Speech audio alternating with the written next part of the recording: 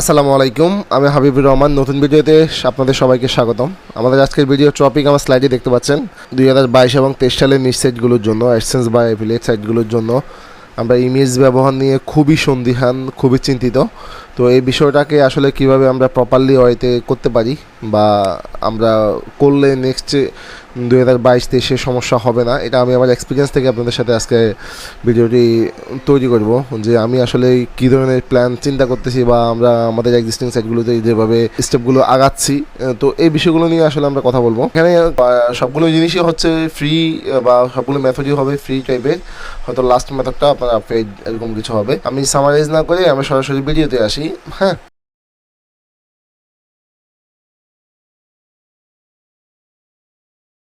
এটা বলেই দিছি স্লাইডের কথাটা আসলে, যে আমরা আসলে যে জিনিসটা আমি দেখাবো সেটা হচ্ছে আমরা যে সোর্সগুলো দিয়ে ইমেজ সংগ্রহ করে ওয়েবসাইটে ব্যবহার করব, এবং যেটা আমার কাছে মনে হয়েছে এই জিনিসটা আমার কাছে অথেন্টিক এবং এটা একটা সেফ ওয়ে।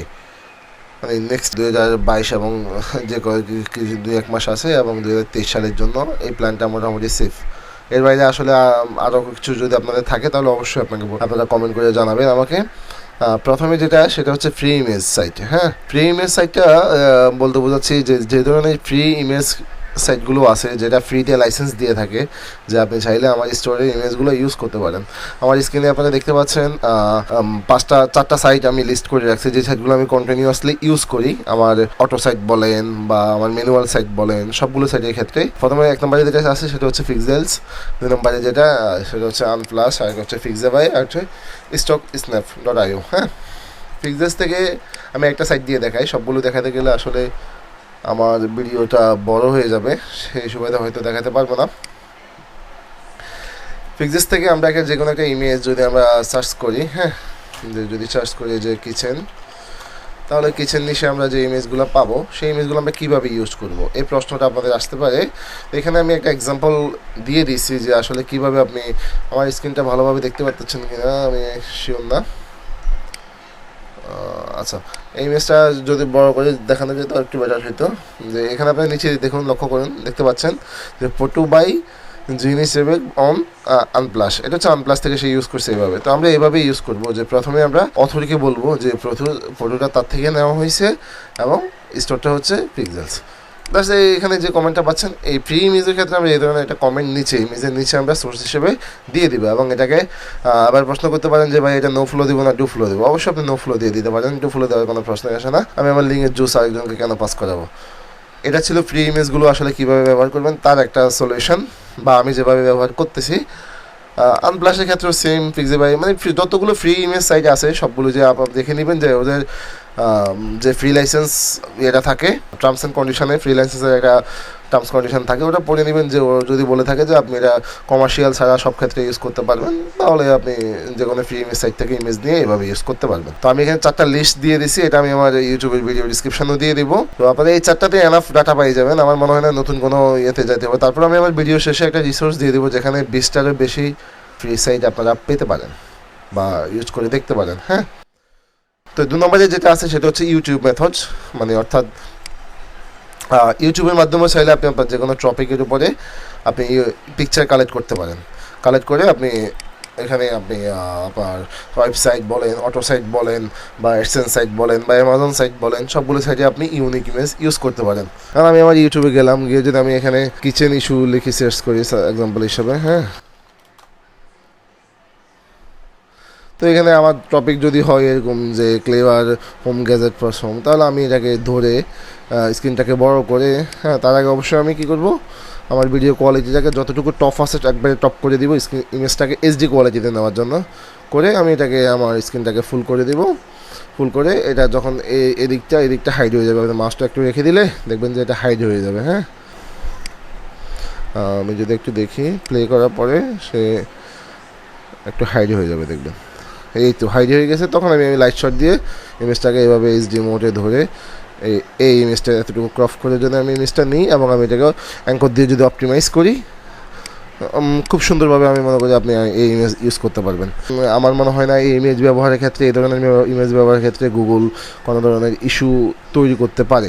হ্যাঁ, দেখেন ইমেজটা কত সুন্দর বা এইচডি লুকও দেখা যাচ্ছে। তো এই ধরনের ইমেজ আমি আমার সাইটে ব্যবহার করতে পারি, এবং আমি এখানে কপিরাইটও দেওয়ার মনে করতেছি না। এটা একটা সোর্স। এটা ছিল ইউটিউব সোর্স, এভাবেও আমি ব্যবহার করি। যদি আমি কোনো টপিকের ফ্রি সাইটগুলো থেকে না পাই তাহলে আমি ইউটিউবের এভাবে এই সোর্সটা থেকে ব্যবহার করি। তো 3 নম্বরে যেটা আছে সেটা হচ্ছে উপরে 2টা সলিউশন যদি আমার ক্ষেত্রে মানে সুইটেবল না হয় বা আমি ইমেজ খুঁজে পাচ্ছি না, কোনোভাবে দিতে পাচ্ছি না, তাহলে কি করি সেটা হচ্ছে আমি গুগল ইউজার্স রাইট বা সিসিএল যেটা আমরা বলি, যে ওখান থেকে ক্রিয়েটিভ কমে দেখায় একটু, হ্যাঁ, কিচেন এটা দিয়ে সার্চ করার পর ইমেজে গেলাম, টুলস থেকে ইউজার্স রাইটস এবং ক্রিয়েটিভ কমন্স এই অপশনটাতে এসে আমি যে ইমেজগুলো, এটা হচ্ছে গুগলের ক্রিয়েটিভ কমন লাইসেন্স, মানে হচ্ছে আপনি যেই কেউ এই ইমেজ ইউজ করতে পারবে। এটার ক্ষেত্রে গুগল কোনো কমপ্লেন করবে না বা গুগল কোনো ইস্যু তৈরি করবে না। তো এখান থেকে আপনি যে কোনো ইমেজ নিতে পারেন, নিয়ে যেটা করতে পারেন সেটা হচ্ছে এটাকে আপনি একটু এডিট করে নিতে পারেন বা রিসাইজ করে নিতে পারেন, বা এই ইমেজের আন্ডারে প্রপার্টিসের যে ডাটা থাকে, হ্যাঁ, যেমন হচ্ছে আমি যদি একটু দেখাই, এই যে আমরা ইমেজটা ডাউনলোড করলাম, এই ইমেজের আন্ডারে যে ডাটাগুলো থাকে এগুলোকে আমি ফুললি গিয়ে দেখেন প্রপার্টিজ রিমুভ পার্সোনাল ইনফরমেশন এখানে দিলে সে অল ডিলিট করে দেবে, যা যা ছিল সব ডিলিট করে তারপর আমি ইউজ করতে পারি। তাহলে গুগল আমি দেখছি যে খুব দ্রুত গুগল ইমেজটাকে আবার নতুন করে ক্রল করে নিয়ে নেয়, যেহেতু আমি ক্রিয়েটিভ কমন ইউজ করছি প্লাস ইউজ।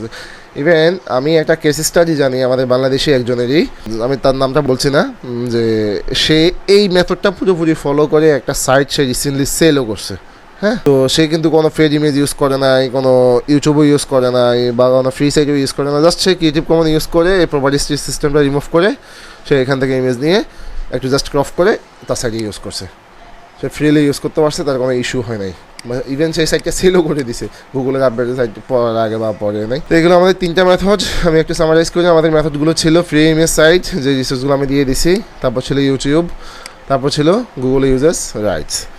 আমাদের 4 নম্বর যেই মেথডটা বা 4 নম্বর যেই সিস্টেম যেটাই বলি সেটা হচ্ছে অ্যামাজন অর আদার্স বা ই কমার্স সাইট। আদার্স বলতে আমি বোঝাচ্ছি অন্য অন্য ই কমার্স সাইটগুলো, যেমন হতে পারে আমার নিশ যদি আমি ধরে নিই কিচেন, হ্যাঁ, আমি কিচেন দিয়ে বোঝাচ্ছি।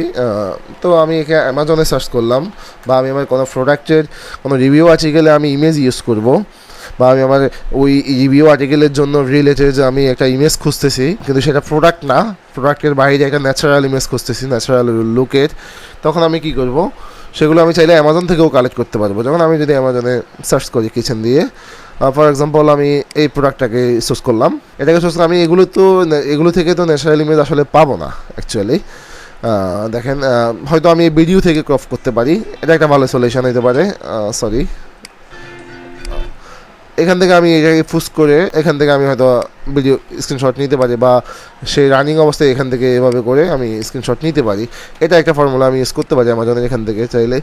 এগুলো ছাড়াও আপনি এখানে আসবেন, অনেক সময় দেখবেন এই ম্যানুফ্যাকচারার ডিটেলসের মধ্যে থেকে আপনি অনেক সুন্দর সুন্দর ন্যাচারাল ইমেজ দেখতে পাবেন। তো এগুলোকেও আপনি ওই যে বললাম ক্রপ করে স্লাইড শট দিয়ে নিয়ে এখান থেকে ব্যবহার করতে পারেন। বা ইউজার দেখবেন অনেক সময় সে রিভিউ লেখার সময় তার ডিভাইসটাকে নিয়ে ছবি তুলে একবারে ন্যাচারাল লুকের একটা ছবি আপলোড করে, যেটা আমি আমার এখানেও দেখাইছি গেমিং কিবোর্ড দিয়ে। এইখানে দেখবেন অনেকগুলো ইমেজ পাবেন ব্যবহার করার মতো, এগুলো আপনি আপনার নিচের সাইটে ব্যবহার করতে পারেন। এগুলোতে আসলে কোনো ইস্যু তৈরি হবে না।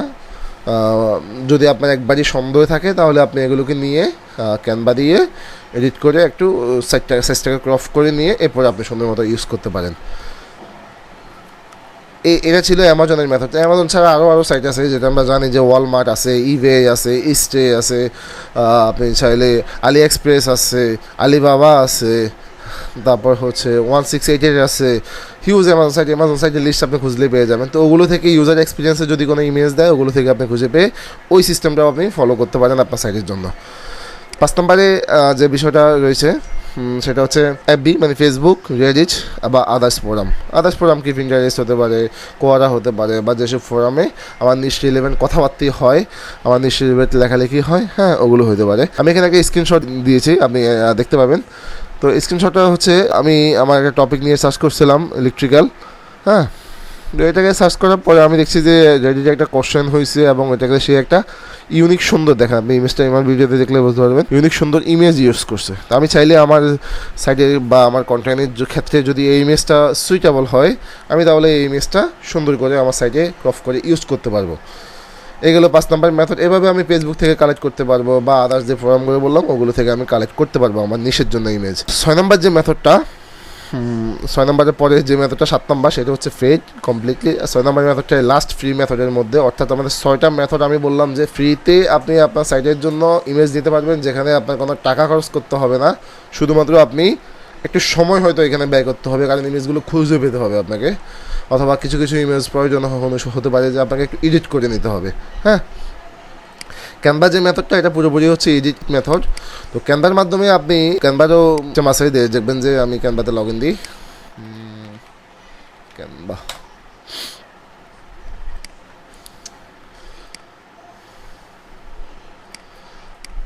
ওকে, সরি লগ ইন হয়ে গেছে অটোমেটিক।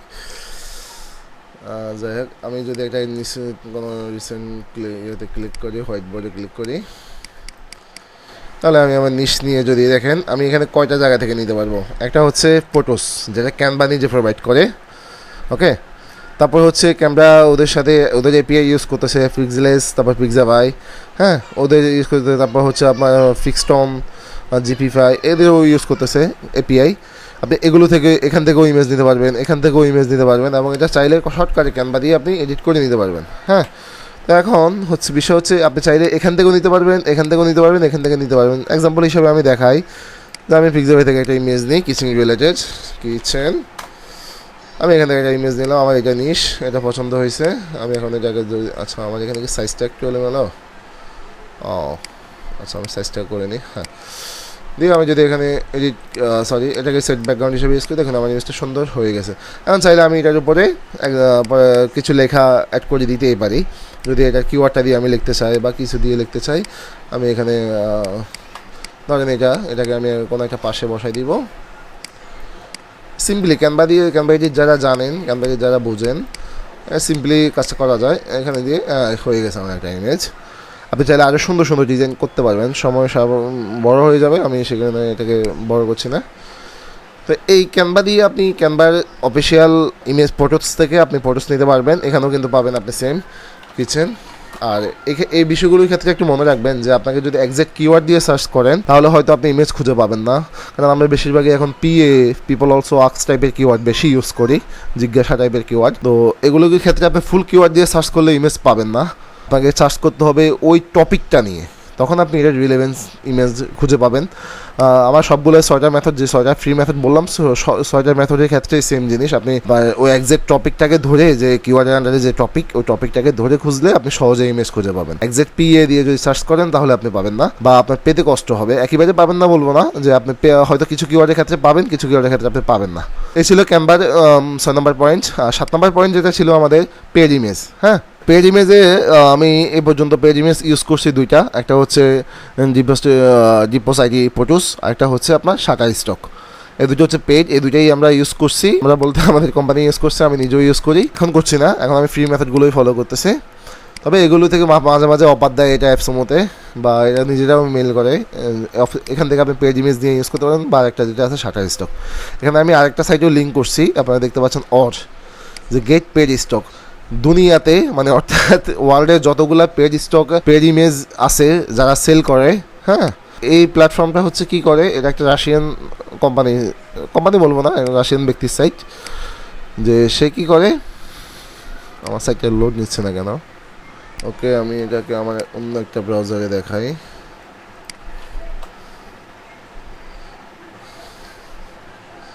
আচ্ছা, তো এটা আসলো। এই সাপোর্টেড ওয়েবসাইটে ক্লিক করলে আপনি দেখবেন যত, যেটা বললাম যে পোসে, এটা আপনার shutter stock, Getty image, vector stock, হ্যাঁ, তারপরে এই স্টক মানে হচ্ছে শাটার স্টকটা, এটাকে সে শর্ট নামে ইউজ করছে। আইপোটু, অ্যালার্মি, সব ধরনের যত পেড ইমেজ আছে আপনি এখান থেকে নিতে পারবেন। তো হাই রেজুলেশন ইমেজ নিতে হলে আপনি ওর পেড ভার্সন ইউজ করতে হবে, এটা গ্রুপ বাই টাইপের বলতে পারেন। আর যদি লো কোয়ালিটি ইমেজ ইউজ করতে পারেন তাহলে আপনি জাস্ট এখানে ইমেজ ইউআরএলটা দিয়ে সার্চ ফটোতে দিলে ফটোটা সে উইদাউট আপনার ওয়াটারমার্কে নিয়ে আপনাকে ডাইরেক্ট ইমেজটা দিবে, তবে সেটা রেজুলেশনটা কম হবে। আর যদি হাই রেজুলেশন মানে অরিজিনাল ইমেজ নিতে চান তাহলে এটার জন্য ওকে কিছু টাকা পে করতে হবে, মানে গ্রুপ বাই টাইপের বলতে পারেন। এটা মনে হয় আপনাদের অনেক বেশি উপকার হবে, কারণ এটা মনে হয় কেউ জানতেন না বা অনেকে জানতেন। যাই হোক, সর্বশেষ যেটা আমি বললাম, নিসপার্সের একটা পোস্ট আছে ফ্রি ফটোস ফর ব্লগ, এটার জন্য। তো এই যে পোস্টটা দেখলে আপনি হিউজ আইডিয়া পাবেন, যেখানে ফ্রিতে নিজ সাইটের জন্য সে 20টা সাইট দিয়েছে, তার মধ্যে আমি যে উপরে যে 4টা সাইট দিয়েছি সেগুলোও আছে। হ্যাঁ, ওকে, এই 4টা সাইটও আছে।